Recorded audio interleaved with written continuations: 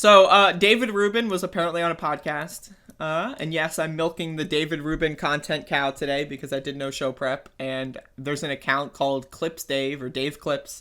And I can just like scroll the account and mine some content off of this. So I'm going to do it because I have nothing else to talk about. But apparently this guy was on a podcast discussing civil liberties. Let's watch. So you describe yourself as a classical liberal. And as such, you're against, I'm assuming, mandating masks and vaccines, even if they can be effective in protecting public health, because that would interfere with personal liberties of what to do with your body and life. Yet in your book, you oppose the legalization of Schedule I drugs because addiction hurts communities. Why are you willing to sacrifice the civil liberties in one case for the public good, but not in the other? So when I talk about the drug part, it's like, yeah, I'm for legalizing marijuana. I'm not for mandating that everyone smokes it. I'm for legalizing most psychedelics. But then there's another class of drugs, basically, that are so highly addictive. We all know about, I'm sure you guys cover the fentanyl problem we have in the United States, the heroin problem. We all know. I was just in New York City, the amount of people that you see on the streets that are just laying there, that are obviously on drugs. You go to San Francisco, I mean, go to most progressive cities, that you just unfortunately have to balance people's ability to make choices for themselves with some level of public good. So here's the thing, Vince and Dave. Like, the classical liberal position is that individual liberty is paramount, and there's nothing more that has to do with your own liberties and freedoms is what to do with your own body.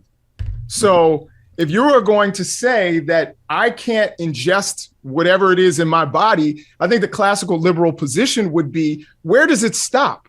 Can I not drink a big gulp because, you know, it may harm my body and they say sugar is addictive? Where does this actually stop? Yo, I love this guy. My question to Dave is really about how he identifies as a classical liberal or even a libertarian when you're saying that there should be these strict guardrails. And then again, when we're talking about ingesting drugs, that's what I'm putting into my own body. But when we're talking about COVID, that is something that could affect the people around me. So that's a little bit different. And so I'm trying to understand how it is you marry those things. All right, there's a part 2 of this.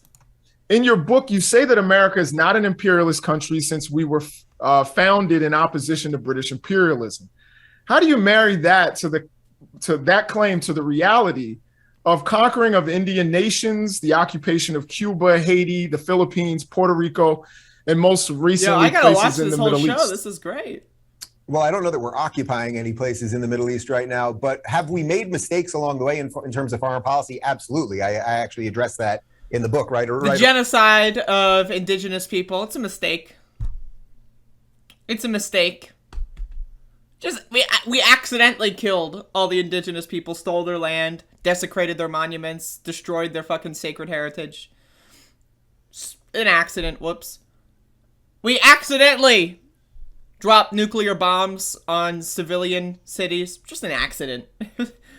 Totally, like, you know, my finger slipped. I mean, I don't... Around that, I think maybe one page after that. We've made some mistakes for sure. I'm completely against nation building. But, you know, when we fought communism and we fought Nazism, we didn't fight in Vietnam and then just take Vietnam as a satellite nation. We didn't fight Nazi Germany and then make it America. We didn't fight, you know, Russia and then make them American. We tried, sometimes very mistakenly or very haphazardly or not very well, to export the ideas of freedom, export the ideas of capitalism and democracy, which I think are the good ideas. We've done it in very sloppy ways. Sometimes we've done it in very backwards ways. I mean, the Iraq War, most people would say was a horrific mistake. And, you know, really nobody has paid for it. And by the way, Joe Biden voted for it. So I would say we're not imperialistic in that we aren't nation building, well, certainly anymore. We are not trying to nation build across the world and expand the American empire. This motherfucker's eyebrows. We're not trying to nation build across the world and expand the American. That's so incredible. So I would say we're not imperialistic in that we aren't nation building, well, certainly anymore. We are not trying to nation build across the world and expand the American empire. So The question really is, okay, do we want to just disassemble every country everywhere? Because that's what really... Now, again, we have military bases in almost every single country that exists. So if that's not expanding the American empire, I don't really know what is. Like, I really... Like, Dave Rubin, I mean, this guy is one dumb motherfucker. I really don't even know, but I'm going to continue this clip because it's good content.